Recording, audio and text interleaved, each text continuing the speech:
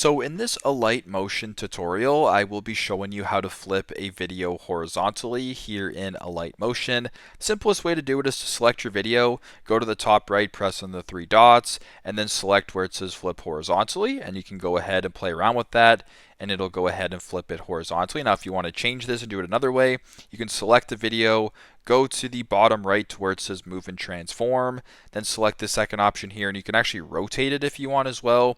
So if you want to flip it this way and kind of literally flip it this way, you can go ahead and do that as well. But as I mentioned before, if you just want to go ahead and flip it horizontally, you can go ahead, select the video, go to the top, and just select flip horizontally that way. So pretty simple, pretty straightforward. That's how to flip a video horizontal in Alight Motion. Thanks again for watching, and hope this helps.